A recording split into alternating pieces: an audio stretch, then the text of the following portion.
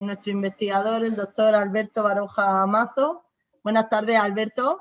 Nos va a hablar sobre investigación translacional en trasplante hepático desde la cabecera del enfermo hasta la pollata. Yo me voy a presentar, aunque Laura ya me ha presentado, supongo. Soy investigador principal en el IMIP, en el Instituto Murciano de Investigaciones Sanitarias. Soy biólogo, luego soy lo que se conoce en este mundo como un investigador básico, comparado con los médicos, que son investigadores clínicos.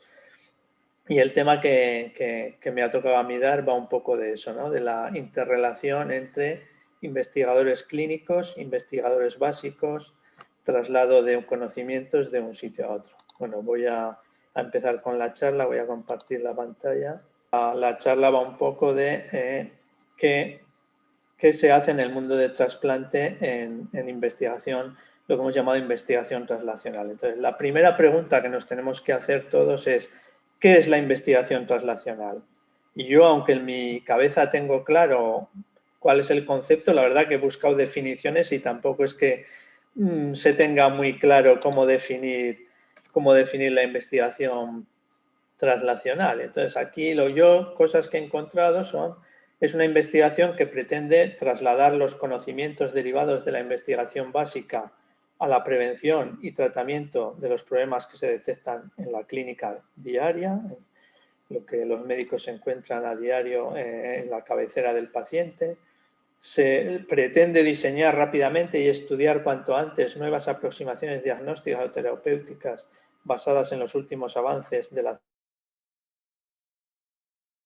minimizar la distancia entre los resultados del laboratorio y la atención que van a recibir los pacientes, lo que va a contribuir, por supuesto, a la mejora de la salud de las personas. Es decir, intenta unir lo que os he dicho, los dos mundos, la ciencia de laboratorio, ¿no? Los que nos llaman ratas de laboratorio, ahí metidos todo el día con nuestros cacharritos que nos dicen los médicos, y lo que va a proporcionar, digamos, salud a los pacientes. O sea, es, como veis aquí en este esquema tan gráfico, ¿no? Es intentar juntar ese valle de la muerte, ¿no? Esa gran separación que ha existido durante mucho tiempo entre los investigadores clínicos y la investigación clínica que se hace en los hospitales y la investigación básica que se hace en los laboratorios. Y esto sería un billete de ida y vuelta. Es decir, es una cosa que tiene que venir de la cama del paciente, las cuestiones que se pregunta a un médico en la cama del paciente se trasladan a un laboratorio y los resultados de ese laboratorio tienen que ser trasladables otra vez a la cama del paciente. Un viaje de ida y vuelta. Todo comienza, como hemos dicho, en un hospital, ¿no? En nuestro hospital, por ejemplo, hay un médico, una doctora en este caso, que tiene una brillante idea. Dice: hoy yo en el día a día me pregunto ¿por qué ocurre esto? ¿Por qué le pasa esto a mis pacientes? ¿Por qué hay pacientes que responden, pacientes que no responden, etcétera? Y eso, como le he dicho, nos lo traslada a los científicos, ¿no? Los científicos en nuestro laboratorio intentamos dar respuesta a esas preguntas que nos ha hecho ese médico curioso, ese médico investigador, y, como hemos dicho que es un viaje de ida y vuelta, nuestras respuestas tienen que volver al hospital y tener una utilidad clínica. Eso es el sumum de la investigación translacional y lo que todos queremos. No siempre se consigue, pero siempre se aporta algo. Bueno, en nuestro entorno, ¿no? En nuestro entorno más cercano tenemos el hospital de referencia de la región, que es el Hospital Virgen de la Risaca, donde hay muchísima investigación clínica. Muchos médicos tienen curiosidad, tienen inquietud, no tienen mucho tiempo, pero lo emplean cuando pueden y como pueden en desentrañar preguntas que en el día a día se les presentan, ¿no? De ¿por qué? Como os he dicho, ¿qué le pasa a esta gente? ¿Por qué no responden? ¿Por qué estos sí? ¿Por qué estos no? ¿Cómo puedo resolver esto? También en nuestra región se creó recientemente lo que el edificio ahora mismo de la charla es el Instituto Murciano de Investigaciones Biosanitarias. Un instituto pensado principalmente con laboratorios para hacer investigación básica, etcétera, etcétera. Pero no pensado solo para hacer investigación básica, sino pensado para tender un puente entre el hospital y el laboratorio. O sea, crear es una investigación totalmente translacional. En este contexto se crea, por lo que conocemos eso, como el instituto, que su nombre en realidad es IMIF Arrixaca. Es un instituto de investigación que está ligado a un hospital. En este caso, la Arrixaca como hospital referencia de la región. Esto es un proceso que llevó años, que promovió el doctor Parrilla durante muchos años y que aprobó el Instituto de Salud Carlos III.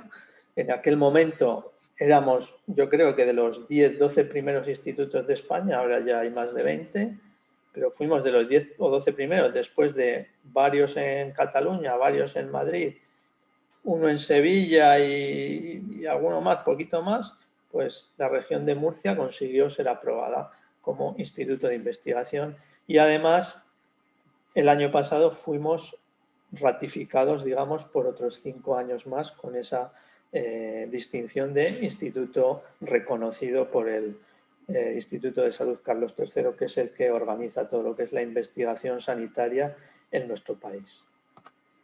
Vale. Dentro de este ámbito translacional yo os voy a presentar una investigación que es a la que nos dedicamos nosotros, dentro del trasplante de hígado, que es nuestro, bueno, el trasplante en general y el hígado en concreto, que es el tema de la charla y del curso, ¿no? Nosotros nos dedicamos o hemos intentado hacer investigación translacional en la tolerancia operacional en el trasplante de hígado.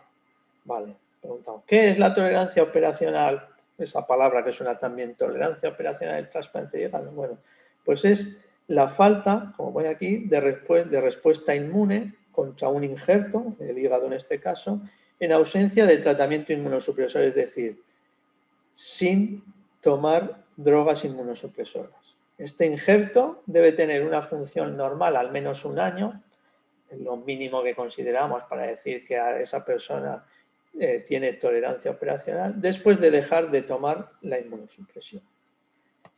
Vale.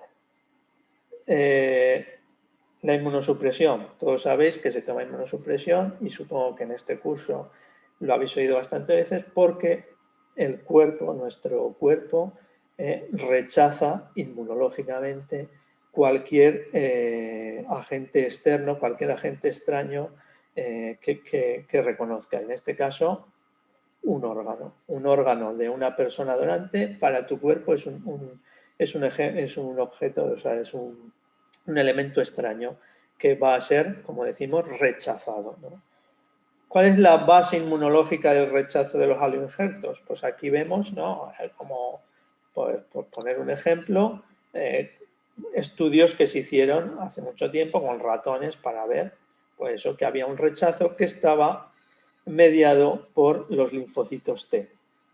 Principalmente, bueno, primero por los linfocitos T y luego por los linfocitos T de memoria. ¿Qué haces? Si tú haces un injerto de piel de 2 ratones que son incompatibles genéticamente en el principalmente, a los 12 días tenemos un rechazo de esa piel y se sabe que ha sido mediada por linfocitos T. ¿Cómo se sabe mediada por linfocitos T? Bueno, pues por ejemplo, porque los linfocitos T forman una memoria ante un antígeno que han reconocido, que es el antígeno extraño MHC del donante, y cuando yo hago una segunda trasplante de piel, como vemos aquí, pues ese rechazo ya no dura 12 días, como el primero, que es cuando se forma toda la respuesta inmune, no. En 6 días ya conseguimos que se rechace esa piel. ¿Por qué? Porque los linfocitos de memoria ya están preparados y provocan un rechazo, digamos, hiperagudo. ¿O qué vieron también? Que si cogías linfocitos T de memoria de los ratones que ya habían sufrido un primer trasplante, o sea que ya estaban sensibilizados, se los transfieres a un ratón que no ha tenido contacto con el órgano, o sea, con ningún antígeno del ratón de la otra cepa, le haces un trasplante, como vemos aquí, ¿y qué pasa? Que el rechazo es otra vez de tipo secundario, hiperagudo, rapidísimo, 6 días. ¿Por qué? Porque estos linfocitos de memoria que le hemos metido del ratón que ya estaba sensibilizado han hecho una respuesta muy rápida. Es decir, el rechazo es un rechazo inmune, como vemos aquí, que está mediado principalmente por el complejo mayor de histocompatibilidad del donante. Aquí vemos un ejemplo de todas las rutas que puede haber en ese rechazo. Activación de las células de los linfocitos TCD4 por presentación de un antígeno extraño. Esto activa también los CD8 que provocan una citotoxicidad, o sea, una muerte celular mediada por citotoxicidad. También se activa con todas las citoquinas que se producen los linfocitos B y el rechazo mediado por anticuerpos, o el rechazo humoral que se llama.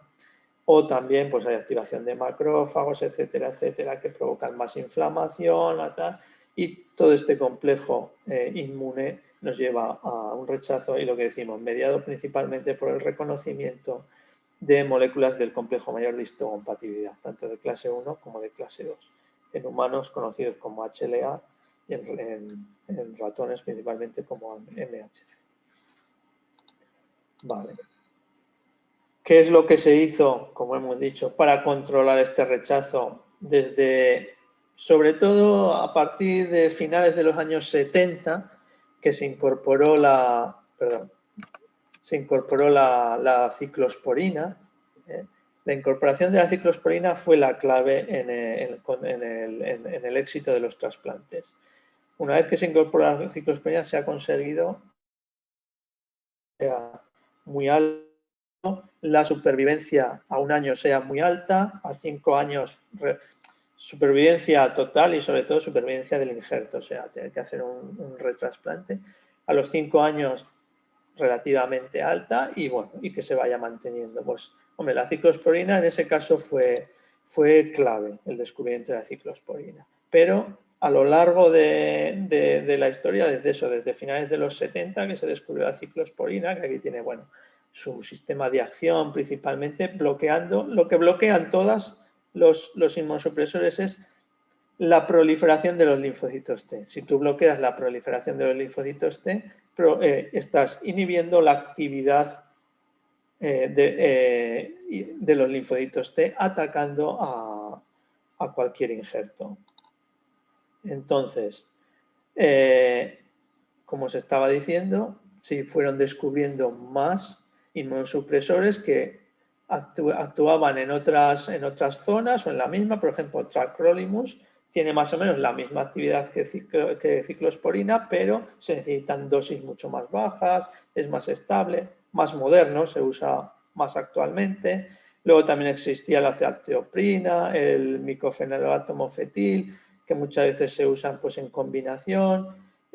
Luego se descubrió más adelante sirolimus o los inhibidores de mTOR, que también inhiben en otras rutas, pero inhiben la proliferación de los linfocitos T, parecía que eran menos tóxicos, etc. E incluso ya más modernos y más caros y menos accesibles, a lo mejor más difíciles de controlar, son anticuerpos monoclonales que bloquean ciertas señales coestimuladoras de los linfocitos T, ciertos receptores, como el anti-CD25, que bloquea el receptor CD25, que también inhiben la proliferación de los linfocitos T.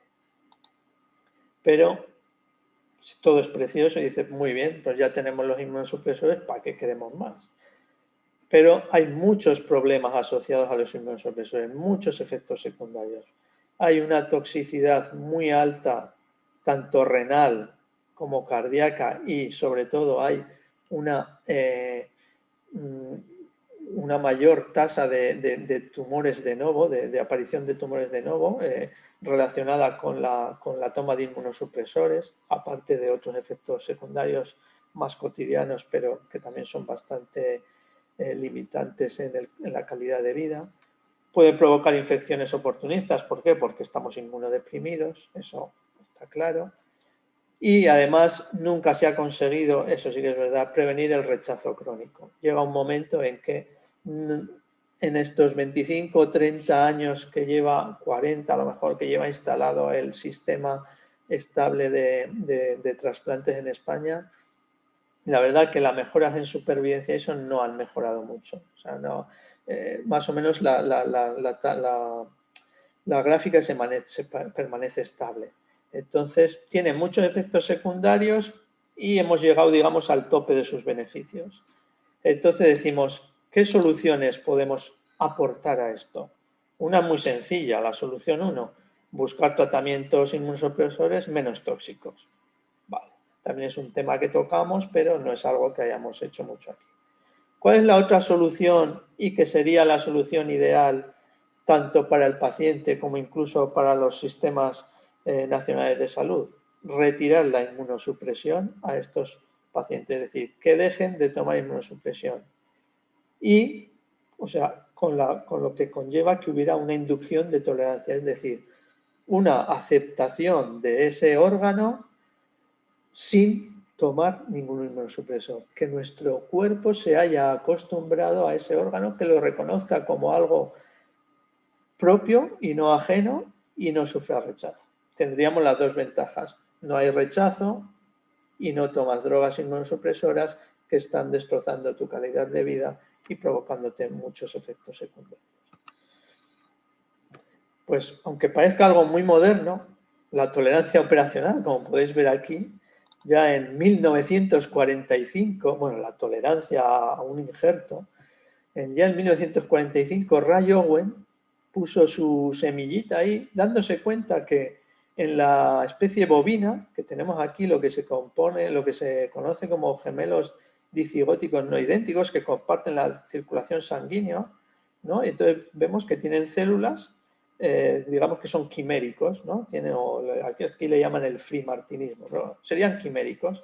Tienen en la sangre, tienen células tanto del padre como de la madre, ¿no? De todos los haplotipos.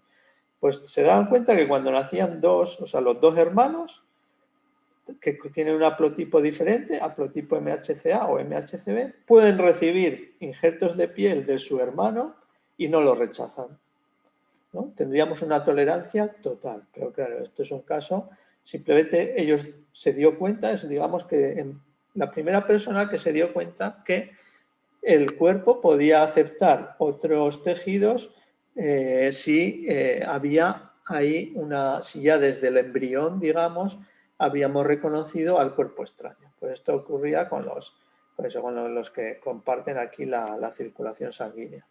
Luego, más adelante, Medawar, en 1953, o sea, también en la época casi medieval, podríamos decir, y esta persona, desde luego, ha hecho cosas importantes porque le han dado el título de Sir ahí en Inglaterra, es Sir Peter Medawar, pues también vio que se podía inducir tolerancia pues en este caso en el ratón, ¿no? Pero que en realidad estos experimentos se podrían hacer en cualquier especie, si no fuera porque hay que manipular los embriones.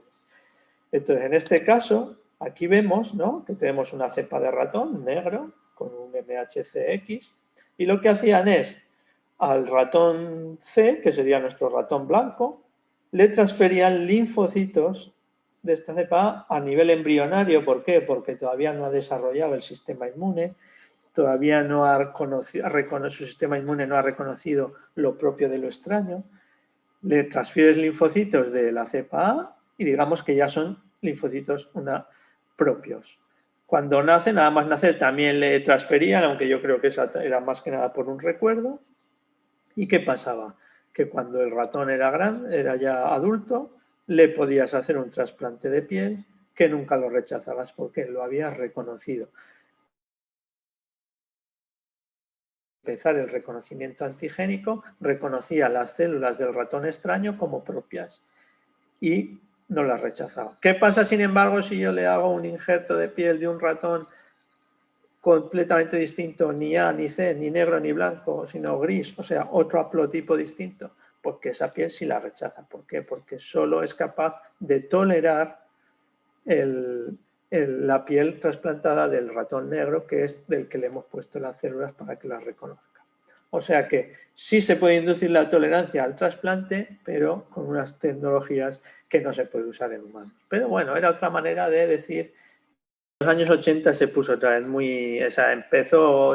pasó desde los años 50, parece que se olvidó, y de repente en los 80, yo creo que todo fue porque se dieron cuenta que a nivel en trasplante, modelo de trasplante hepático en ratas y en ratón, sobre todo en ratas al principio, se dieron cuenta que las ratas genotipo o haplotipo, eran capaces de aceptar el hígado extraño. Entonces se dieron cuenta que el hígado era un órgano inmunoprivilegiado, porque con otros órganos no pasa, pero con el hígado sí. Dijeron, pues la tolerancia en el hígado igual es algo que en los humanos se puede llevar con mucha facilidad. Entonces ya a principios de los 90, los médicos que se dan cuenta de estos descubrimientos, ¿no? Y sobre todo, pues bueno, empiezan a acudir a estos descubrimientos porque se dan cuenta que hay pacientes, ¿no?, que acuden a la consulta y dicen que llevan meses, años, un año a lo mejor, sin tomar medicación porque se han olvidado, porque no sabían que había que seguir tomando medicación, porque por ideas previas, porque se les ha gastado y no tenían ganas de comprar más, etcétera. Entonces dices, joder, ostras, pues sí que la tolerancia en el hígado es posible y existe. Vale, entonces, esto no quiere pasar. Ahora. Entonces dice, vale, nos hacemos se hicieron las primeras preguntas. ¿Es posible retirar la medicación a todos los pacientes? ¿Es seguro? Y empezaron los estudios, los ensayos clínicos de retirada. Weaning es retirada de la inmunosupresión en recipientes de trasplante hepático, ¿no? Ya en el año 97, que es este primer paper así de un grupo de Thomas Stark, que es digamos, el dios del trasplante hepático. Y entonces, con todos estos estudios, que bueno, estos fueron los primeros, pero se hicieron mucho, se vio que solo un 30 o un 40% de los pacientes seleccionados, hay que decirlo, no todos, alcanzan la tolerancia. Pero eso sí, se vio que era un proceso virtualmente libre de riesgo. Es decir, a día de hoy no se conocen casos de que haya habido rechazo total del injerto, ¿vale? Como mucho lo que pasa es que hay un pequeño indicio de rechazo que lo que haces con esos pacientes es se vuelven a tomar medicación y se les saca del estudio y quedan como pacientes no tolerantes. Has intentado la retirada de la inmunosupresión, no lo has conseguido, pues son pacientes no tolerantes. Esos serían el 70-60% de los que se someten a este tratamiento. El resto retiras totalmente la inmunosupresión y pueden vivir sin inmunosupresión el resto de su vida. Vale, entonces ahí vienen las siguientes preguntas. ¿Por qué solo algunos pacientes, o sea, por qué unos sí, otros no? ¿Puedo yo de antemano saber qué pacientes llegarán a ser tolerantes? Estas son las preguntas que se hacían los médicos. Que dicen, venga, traslademos esta pregunta al laboratorio. ¿Cómo podemos responder esto? Bueno, pues en nuestro grupo, empezó antes de estar yo aquí, pero bueno, pues ya desde hace ya mucho tiempo se dijo, pues vamos a buscar biomarcadores que nos digan, esta persona tiene muchas probabilidades de llegar a ser tolerante. Esta persona no tiene probabilidades de llegar a ser tolerante. Esto sería ideal, porque así no someto a ese 60-70% de pacientes a un proceso que es muy tedioso, que lleva un año, con visitas prácticamente quincenales, analíticas, etcétera, y para luego total a los 6 meses, etcétera, que sufran un episodio de rechazo y decirle lo sentimos, tienes que volver a tomar medicación. Entonces, estos biomarcadores serían ideales y se empezó a investigar a nivel de laboratorio. El primer paper que se publicó aquí por nuestro grupo, un grupo que ha estado siempre liderado por el doctor Pons como clínico, y luego yo me he incorporado y digamos que ahora yo soy el líder básico, entre comillas. Pues esto vieron que, bueno, ya había mucha información sobre el quimerismo en los trasplantados, es decir, el hígado donante se repoblaba, sobre todo a nivel endotelial, como pone ahí, de células del receptor. Entonces se pensaba que existe la posibilidad de que cuanto más repoblación, más quimerismo haya, más probabilidades haya de tolerancia. Pues hubo muchos estudios, pero por ejemplo el nuestro fue uno de los primeros que dijo que no se veía. Cuando ya lo analizabas a nivel de laboratorio, se llegó a la conclusión de que no. Aquí vemos unas fotos, ¿no?, que representan, bueno, pues eso, el quimerismo con inmunofluorescencia, microscopio de fluorescencia, etcétera, y se vio que no, que el porcentaje de quimerismo no afectaba para nada a la consecución de la tolerancia. Bueno, pues seguimos más adelante y se fueron haciendo otros estudios. Y más o menos se abarcaron todos los palos. En este caso, digamos eso, el perfil transcripcional, es decir, qué genes expresan unos y otros. Y aquí sí que se han encontrado muchos perfiles. Aquí, como podéis ver, bueno, esto es un ejemplo, ¿no?, de un array de un montón de genes, y vemos claramente, digamos, que el grupo de la izquierda sean los tolerantes, aunque no lo veo bien, y de la derecha no tolerantes, y vemos como hay genes que se comportan totalmente distintos en verde y en rojo en un grupo que en otro. Unos tienen menos expresión en los tolerantes, otros más expresión, pero nos podrían diferenciar claramente los dos grupos. Vale, esto está muy bien, pero luego esto lleva mucha más investigación para llegar a encontrar unos genes candidatos, etc. Pero bueno, el perfil genético también nos daba muchas pistas. Seguíamos más adelante y entonces nos metíamos ya en el perfil celular, en el perfil inmune, en las células del sistema inmune. Y nosotros fuimos uno de los primeros en decir que, bueno, ponemos aquí FOXP3. FOXP3 es un factor transcripcional que es principalmente que es el que define a las células T reguladoras, ¿vale? Nosotros, aunque ya había ideas, fuimos los primeros que en un estudio clínico, en un ensayo clínico de retirada de la inmunosupresión, dijimos que sí, que las células T reguladoras y el FOXP3 están implicados en el proceso de la tolerancia. Igual no nos podían servir como marcadores, pero que sí, que si lo estudiabas en el ensayo longitudinal, veías cómo en unos aumentaban, en un grupo aumentaban y en el otro no llegaban a aumentar, ¿vale? Y bueno, y además luego incluso hicimos aquí en el que vimos que, claro, células T reguladoras existen varias subpoblaciones, pues nosotros vimos qué subpoblaciones eran las más... las que verdaderamente tenían importancia en este proceso, y eran las células T reguladoras activadas, ¿vale? Entonces, sí que las células T reguladoras ha sido algo, digamos que es algo como clave, ¿no? Es algo clave en el trasplante, en la tolerancia al trasplante. Como vemos aquí, son unas células que se activan, ¿no? Reconocen, como hemos dicho, activadas, se activan. Vemos aquí FOXP3 porque es, digamos que es con lo que reconocemos a las células T reguladoras porque es muy específico de ellas. Y aquí vemos más o menos en un ejemplo gráfico qué es lo que hacen, ¿no? De alguna manera regulan, inhiben de un montón de formas, sea porque secretan citoquinas, por contacto, por muchas cosas, pero inhiben tanto a las células T efectoras, a las células B que producen anticuerpos, a las células T citotóxicas, o sea, a los CD8, y esto que consigue, pues controlar de alguna manera, en nuestro caso, el rechazo, en otro caso, pues la inflamación, etcétera, etcétera. Son células, digamos, que se dedican a controlar la respuesta inmune, que no sea exacerbada. Y se llegó a la conclusión, esto está ya más que escrito, que son el principal actor implicado en la tolerancia, ¿no? Células T reguladoras, que si a alguien le interesa así más en profundidad, pues las podemos distinguir porque expresan CD4, expresan mucho CD25 y sobre todo el factor de transcripción FOXP3. Y vemos esto, ¿no? Esto digamos que es una manera sencilla de explicar Hola, ¿está por ahí Ángel? Cómo puede llevarse a cabo la tolerancia. Cuando hay más células T efectoras a lo reactivas, o sea, reactivas contra el injerto, tenemos rechazo, y cuando hay más células T reguladoras, tenemos tolerancia, ¿no? Una forma sencilla de explicar la función de las T reguladoras. Vale, pero más allá. Y los microRNAs, no sé si los conocéis, si alguien os ha hablado de ellos, pero bueno, aquí tenemos un poco un esquema, no sé si se ve muy bien, pero son unos RNAs muy pequeñitos que al final su función es controlar la transcripción de las proteínas, ¿no? Permitir mayor, menor transcripción, incluso degradar el RNA para que no haya transcripción, etcétera, etcétera.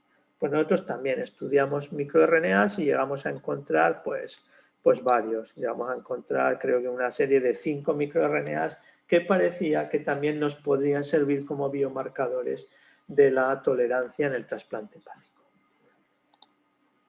Vale. Una pregunta un poquito más allá. Muy bien, ya hemos descrito hemos hecho genética, microRNAs, RNAs, proteínas, células, etcétera. Pero algunos de estos biomarcadores tienen utilidad clínica. Podemos hacer el camino de vuelta, podemos devolver esta investigación de verdad a la clínica. Entonces ahí es donde decimos, vale, mucha investigación en el mundo, pero la validación, al final cada uno vamos a lo nuestro y no se ha dado tanto. Entonces nosotros nos lo propusimos, pues vamos a validar. Y hicimos, como decimos aquí, un estudio de validación externo e independiente de varios estudios que habíamos visto en digamos, los estudios más principales que hay en la literatura, incluso de estudios nuestros, pero que eran retrospectivos, ¿no? Y nos interesaba más verlo a nivel prospectivo. Entonces, cogimos todo esto, tipo de células, microRNAs, RNA, incluso ferritina, cidina, un montón de variables que se habían descrito y las analizamos en un protocolo, o sea, digamos, en un ensayo clínico nuestro, ¿no? Cogimos, creo que fue 22 pacientes y lo estudiamos. No me acuerdo si son 22 o 17. Creo que fueron 17, 12 llegaron a ser tolerantes, o sea, 5 tolerantes, 12 no tolerantes. ¿Y qué vemos? Fíjate, por ejemplo, como un ejemplo, ¿no? Si cogíamos como variables estos 3 genes, por expresión génica, veíamos, como os dais cuenta aquí, que eran capaces de distinguirnos con mucha precisión los 5 pacientes tolerantes, aunque nos metían 2 no tolerantes, pero vamos, la precisión y la especificidad era muy alta, ¿vale? Y al final, si os habéis fijado en el título, bueno, nos quedamos con el análisis estadístico de Machine Learning, etcétera, ¿no? Que hicimos así bastante potente. Nos quedamos que estos 2 genes de estos 3, estos 2 genes y estos 2 microRNAs, 1095 y 1031, a los que incluso intentamos dar un poco de explicación o de sentido biológico de qué importancia podía tener esto en la tolerancia, pues digamos que el análisis de estos 4 variables nos permitía con un porcentaje muy alto determinar qué pacientes iban a ser tolerantes y cuáles no. O sea, es decir, esto ya lo podíamos trasladar a la clínica, vale, queda el paso de unificarlo, formar, digamos, crear una especie de kit, etcétera, pero ya es una cosa que podría ser trasladada a la clínica y que sería muy interesante. Vale, pero la cosa sigue, ¿no? Decimos, vale, pero nuevos retos, venga, los marcadores están muy bien, pero ¿qué nuevos retos hay en este tema? Vale, pues por ejemplo, ¿podemos inducir un estado de protolerancia? Es decir, ¿podemos incrementar el número de pacientes tolerantes haciéndoles eso, que tengan ya un estado previo de protolerancia y que al retirarles la medicación pasemos de ese 30-40% de pacientes tolerantes a un 50, 60, 70, ¿por qué no? 100%, ¿por qué no? ¿Podemos hacerlo? Vale, aquí entonces es donde empezamos otro tipo de investigación. Tenemos aquí este paper publicado, que digamos que es el primero que yo he sacado en esta, con todo nuestro grupo, como ves aquí, en este nuevo tema, en estos nuevos retos, y que estaba todo basado en cosas que se habían visto en modelo de ratón, ¿vale? Entonces, en el modelo de ratón se había visto que, como vemos aquí, cuando hay un daño, ¿no? en el tejido, o sea, por ejemplo, en un trasplante, en una operación, etcétera, se produce mucho ATP. Y se veía que las células T reguladoras tienen en su membrana unas proteínas, unas nucleotidasas que son capaces de romper este ATP, de disociarlo y crear adenosina. Y luego se veía que esta adenosina, a través de receptores específicos, afectaba a las células T efectoras de manera que las inhibía, como ves aquí, inhibición, las inhibía, no las dejaba proliferar. Y a la vez, sin embargo, de una manera autocrina, las T reguladoras por esos mismos receptores resulta que en vez de inhibirse, se activaban. O sea, teníamos proliferación de células T reguladoras Inhibición de células T efectoras. Cuadrábamos el círculo. Yo vi esto y dije, se cuadra el círculo, esto es tolerancia. Vamos a estudiarlo en humanos. Vale, lo estudiamos en humanos, pero ¿qué pasó? Si veis el título, dice, la adenosina extracelular inhibe las células T reguladoras humanas. Es decir, nos llevamos en parte un chasco, ¿vale? Dijimos que no ocurría lo mismo que en ratones, era una pena, pero bueno, expresamos una teoría en la que, bueno, como veis aquí, ocurría exactamente lo mismo, ¿no? Al revés, nosotros veíamos que si bajaba la adenosina aumentaba la tolerancia y si subía la adenosina promovíamos el rechazo. Bueno, no, más que nada que no promovíamos la tolerancia. Es decir, te llevas un chasco y dices, pues vaya, esto no puede ser, lo presentas, es un trabajo muy bien presentado, pero no demostramos lo que ya habíamos visto que ocurría en ratones. Probablemente esto lo desarrollemos mucho más y saquemos alguna historia. Pero nos rendimos, dicen, no, no te rindas nunca. ¿Por qué te vas a rendir? La idea de crear protolerancia ahora mismo para mí es el futuro. Y el futuro en la investigación a nivel de laboratorio para poder llevarla a la clínica. Entonces yo sigo adelante y busco otros modelos que yo pueda desarrollar, que pueda llevar a la clínica. Y entonces, lo mismo, vi una publicación que decía esto, ¿no? Que si tú modulas de alguna manera el metabolismo de las células, puedes prevenir el rechazo. Yo siempre que leo prevenir el rechazo, digo, estamos hablando de tolerancia, ¿vale? En realidad es un protolerante porque impide el rechazo. El problema es que me está matando porque es tóxico. Aquí, ¿qué han hecho? Han cogido, ¿no? Y han usado inhibidores del metabolismo que afectan a las células T efectoras, a las malas, a las que proliferan.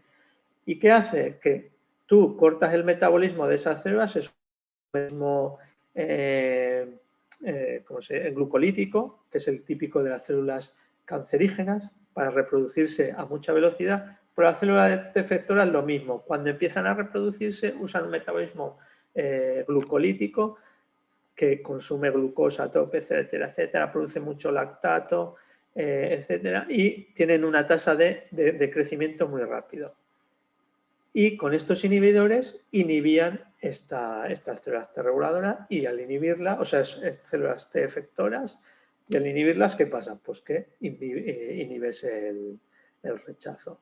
Vale, entonces yo, estudiando esto, digo, vamos a ver, las células T efectoras hemos visto que tienen un metabolismo glucolítico, pero resulta que las totalmente diferente, un metabolismo típico de fosforilación oxidativa, donde no se produce lactato, donde no hace falta mucho aporte de glucosa, donde principalmente hay oxidación de ácidos grasos, etcétera, etcétera. Si veis aquí, ¿no? Por no liaros, pero si veis aquí, efectoras y reguladoras son totalmente distintas. Entonces yo digo, ¿puedo aprovechar el metabolismo diferencial de estas dos células para hacer un escenario protolerante? T efectoras no proliferan, T reguladoras sí proliferan. Vemos aquí, ¿no?, que se pueden usar muchos inhibidores en muchas zonas de la ruta, etcétera, y algún activador que puede hacerlo. ¿Pero qué quiero yo? Porque ese paper ya lo ha hecho. ¿Pero qué usa ese paper? Inhibidores muy tóxicos. Inhibidores que como muchos se han usado en cáncer. Pero el cáncer, claro, tú tienes, es probar o morir. Puedo darte una cosa tóxica durante unos meses. Pero en este caso, a mí los inhibidores tóxicos, digo, me dan igual. Sé que si lo hago con inhibidores tóxicos voy a conseguir tolerancia, lo sé, en un ratón por lo menos. Pero ¿qué queremos proponer? Inhibidores de baja toxicidad, bueno, inhibidores o moléculas de baja toxicidad, inhibidores naturales e incluso dieta. ¿Por qué digo dieta? Porque hay dietas o podemos dibujar una dieta que imite, ¿no?, lo que hacen los inhibidores, es decir, que haya poca glucosa, que haya pocos aminoácidos, poca glutamina, etcétera, y que haya bastantes lípidos. Vale, esto se parece a una dieta cetogénica, igual es un poco fuerte, pero siempre podemos moldearla para encontrar una dieta que se ajuste bien.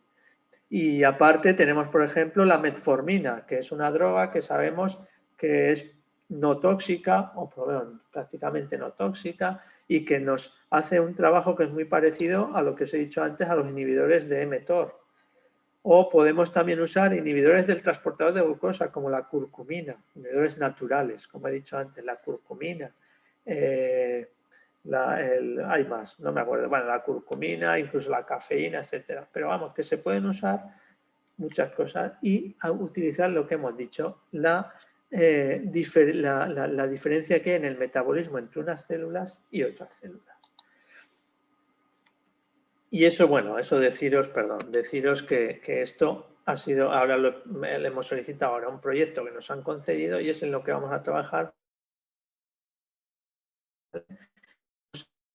a intentar eso. Esto es, digamos, lo que intentamos en un futuro llevar a la clínica. Diseño de alguna dieta, alguna cosa no tóxica, etcétera, y todo lo que podamos encontrar que consiga aumentar la capacidad de tolerancia de un paciente, ¿vale? Intentando eso, subir el margen de ese 30-40 hacia arriba, para que llegue a más personas. Luego, ya a más nivel, que aquí no hacemos, pero que sí que es verdad que en parte puede ser el futuro inmediato y que esto sí que ya son investigaciones que han vuelto totalmente a la clínica y ya se están implantando en clínica. Aunque los resultados verdaderos todavía no se conocen, está todo, digamos, en ensayos en fase 3, etcétera. Yo creo que la fase de seguridad ya la han pasado, que es la infusión de células, en este caso T reguladoras, pero también células dendríticas, etcétera, de células T reguladoras autólogas de la misma persona en grandísimas cantidades al propio trasplantado y ver si eso aumenta la capacidad o crea un escenario protolerante, ¿vale? Son ensayos clínicos, ya os digo, aquí por ejemplo en la izquierda podéis ver todos los ensayos clínicos que se han hecho o se están haciendo a día de hoy con este tipo de lo que yo he llamado transferencia adoptiva de células para inducir tolerancia, que pueden ser T reguladoras, células dendríticas, células mesenquimales, células madre, etcétera, ¿no? Entonces aquí, perdón, que me salta. Lo bueno es que ya sabéis que estamos acabando. Y vemos aquí, ¿no? También un ejemplo, eso, todos los tipos de células que se han descrito, que se están utilizando en este tipo de ensayos. Es decir, la investigación ya en parte ya ha llegado a la clínica.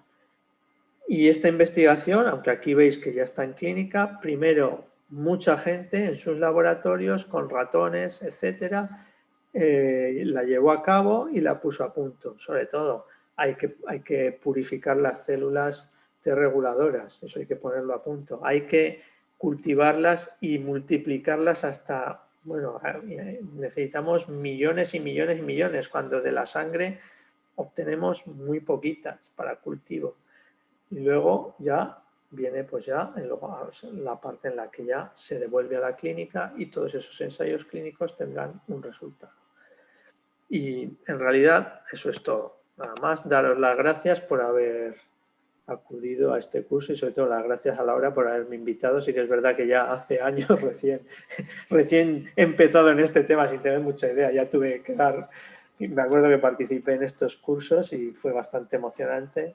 Se pierde la emoción de estar con las personas, pero bueno, quiero creer que habéis atendido y que os ha medio interesado. Creo que Laura va a hacer unas preguntas del tema que espero que contestéis. Las va a poner ahí, vamos. Sí. Voy a aprovechar para poner tus preguntas y antes de eso animarlos a que escriban por el chat todas las preguntas que tengan en el tintero y que quieran aprovechar que tenéis aquí a Alberto. Cualquier cosa que quieran preguntar. Bueno, empiezo por la primera pregunta que quieres hacerle. ¿Qué buscamos con la investigación translacional? Venga, Dime. Es una pregunta sencilla. Bastante sencilla, pero bueno, como era al principio... No me falta leerla, sí. Como era al principio del tema, pues por si acaso a alguien se le ha olvidado. Bueno, vamos a dejarlo a ver qué votan, ¿no? Felicitarte por tu charla, A mí siempre me encanta escucharte porque, bueno, somos compañeros y trabajamos juntos en el día a día, pero es genial. Creo que si se han fijado, tu nombre sale en todas las publicaciones, así que se nota que llevamos en este tema unos cuantos años. Bastante años, ¿eh? Yo ya empiezo a sonar abuela ya, cuando hablo. Bueno, yo creo que se puede poner ya la segunda, porque está claro que... Bueno, espera, que el otro día me riñeron porque fue muy rápida, yo lo repito. Vamos a dejarles que voten un pelín, por lo menos 1 minuto y algo. ¿Qué buscamos con la investigación translacional? Pregunta Alberto. Venga, animaros. Como dice Guillermo, son anónimas. Hay gente que se la juega mucho, ¿eh? Tiene mucha moral respondiendo. Yo sé que quizá para alguno de vosotros todo lo que ha contado Alberto le suena como muy lejano en su rutina diaria, pero que sepáis que son vecinos nuestros y que están en el edificio de ahí al lado y que cada vez estamos obligados sí o sí a trabajar juntos. Y al final siempre hay enfermeros y enfermeras en los proyectos, porque al final todo se convierte en un ensayo clínico que los enfermos tienen que pasar por vosotros. Sí, efectivamente. Así que tener un poco de idea de qué va el ensayo, o sea, la investigación no está. Cualquiera que os llegue tiene que ser lo normal para animarlos desde aquí a todos los que nos están escuchando, a que se animen a investigar. Yo hago aquí mi campaña. Bueno, voy a cerrar votación. Sí, cierra. Creo que han acertado, ¿eh? Hay que decirlo. Estos son los resultados. Totalmente correcto. De hecho, yo veía tu diapositiva muy simbólica porque es verdad que entre nosotros y vosotros nos une un puente, que es el puente de Zapata, ¿no? Exacto, eso es lo que he intentado decir, que esto se creó para que fuera un puente, no para que estemos aquí aislados. Sí. Y qué importante, yo creo que el futuro está ahí y que, ¿verdad? Si lo miramos, míralo así un poco retrospectivamente, en pocos años lo que hemos avanzado. Ha sido un avance brutal. La verdad que sí. Brutal. Bueno, voy a poner la segunda pregunta. Sí, segunda pregunta. Que también es sencilla, casi más que la primera. ¿Qué definimos como tolerancia operacional? Falta de respuesta inmune contra un injerto en ausencia de tratamiento inmunosupresor. El proceso por el que se retira la inmunosupresión a un paciente de trasplante. O la capacidad para tolerar las drogas inmunosupresoras. Tolerancia operacional. Aquí hay más riña, va a estar más reñido. Esto fue un poquito con trampa. La otra vez que no tenía ya ni respuestas, pero esta iba un poquito con trampa. A ver si la gente duda.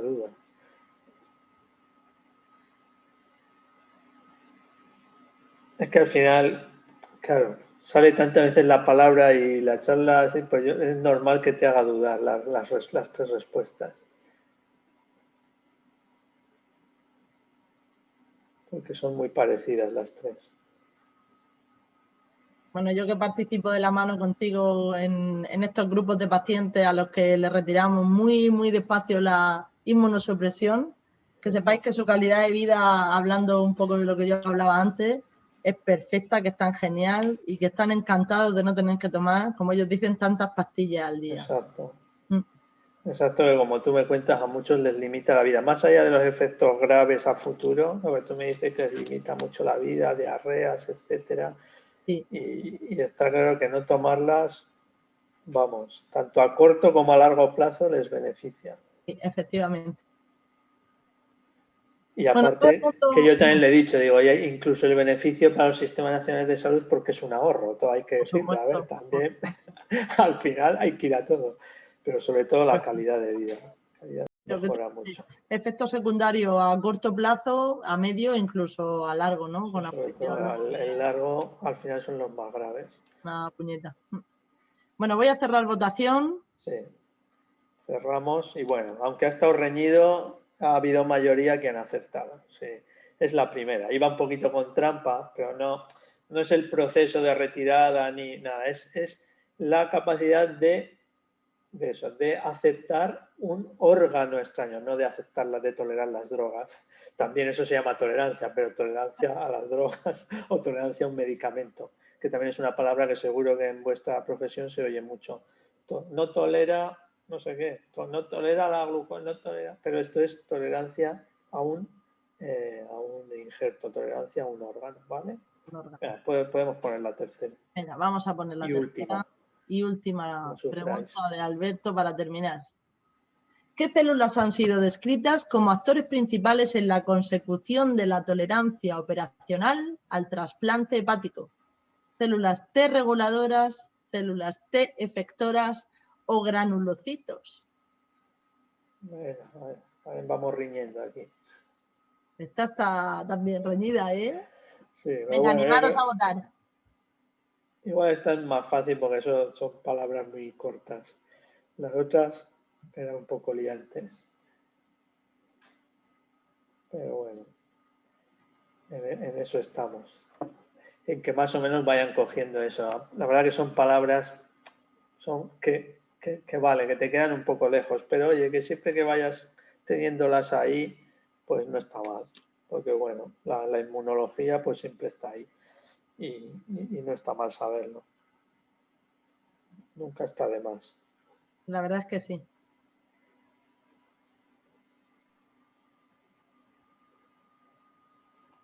Yo aprovecho para animar a la gente que de verdad tenga el gusanillo y quiera saber por qué ocurren las cosas más allá del día a día, que tenemos grandes investigadores en el IMI, que tienen muchas ganas de estar con nosotros y de hacer cosas con nosotros, que a veces es tan sencillo como sentarse un rato a hablar y decir, ¿tú qué necesitas? ¿Qué tipo de población necesitas? ¿Dónde quieres que te ayude? Exacto. Y los resultados son geniales porque ellos ven resultados en su campo, ¿no? En el campo básico, en la investigación básica, pero colaborar también implica que nosotros vemos resultados súper gratificantes en nuestra parte clínica, ¿no? En ver cómo podemos ayudar a la gente a que cada vez esté mejor, tome menos medicamentos, tenga menos efectos secundarios, más calidad de vida, más supervivencia. Totalmente correcto. Bueno, yo creo que ya es suficiente. Cierro la votación. Cerramos la votación y de nuevo han vuelto a acertar.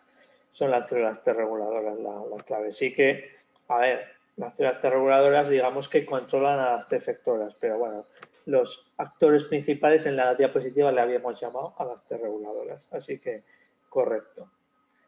Perfecto. Bueno, pues veo que no hay preguntas, pero por aquí Francisco José, por ejemplo, dice que le ha encantado tu exposición y te dan las gracias porque, bueno, han estado atentos y parece que se han enterado. La verdad que son malas horas, pero bueno. Bueno, pero de todas formas, Alberto lo tenéis ahí al lado, es vecino nuestro, así que si se os ocurre cualquier cosa que investigar, no hay nada más que buscarlo, que a lo mejor no es, pero él conoce a algún investigador que puede ayudaros. Alberto, muchas gracias. Muchas gracias a vosotros. Muchísimas gracias por compartir tu día a día y ya sabes que yo encantadísima de trabajar contigo y de proponernos nuevos retos. Si queréis, ya sabéis, el año que viene, aquí me tenéis. Por supuesto que sí, no lo dudes, no lo dudes. Para los próximos años, sin ningún problema.